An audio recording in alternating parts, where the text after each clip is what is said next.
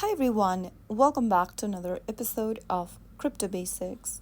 In today's episode, we will be learning how to enable price alerts on Atomic Wallet. To enable price alerts on Atomic Wallet, first of all, open up the Atomic Wallet app and log in. Once you're inside the home page, tap the More button at the bottom right-hand corner.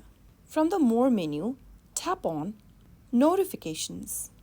Under Push Notifications, tap on Price Alerts. Now go ahead and toggle on the button right next to Receive Notifications. And if you want to receive price alerts for a certain cryptocurrency, you can also toggle on the button right next to them. Right after you do that, you will then be able to receive price alerts on Atomic Wallet.